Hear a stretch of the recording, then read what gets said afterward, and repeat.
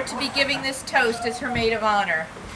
I'm not the most comfortable speaking in public, but this is my apology to you, Susan, for when we were young, putting a turtle on your back, trying to convince you that younger sisters were born to wait on their older sisters. I really did get lucky. I have the best sister, and I love you, and I'm so happy for you today.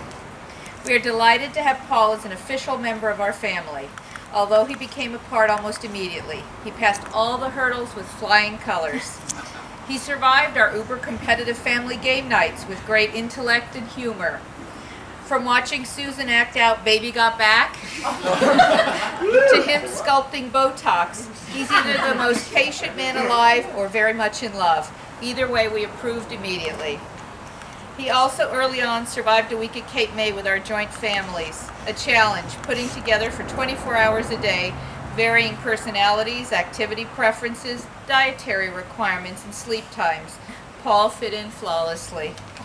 Sorry, Paul, we gave you 14 years of Quigley Heist Cooperman family gatherings to wise up and get out. But as of an hour ago, that's no longer an option.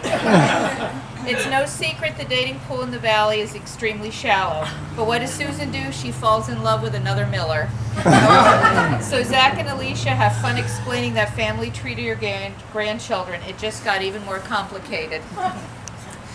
I remember their first few dates. Susan and I would get together and figure out what she would wear. She was so excited and ready to get ready for each date.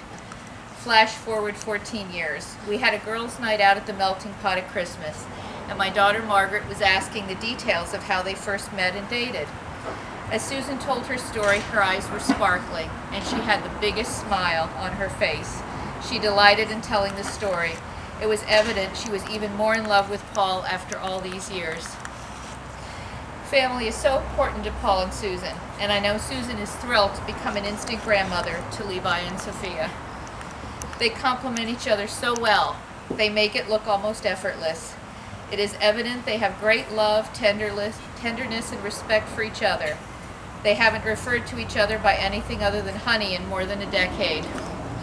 This wedding is a reaffirmation of what we all know to be true. Paul Miller and Susan Periamashi have found something truly special in one another. We're lucky enough to join them here in celebrating tonight. Raise your glass for a toast to Susan and Paul. Let each new day be your most wonderful day, and may your home be filled with love and laughter all the days of your life.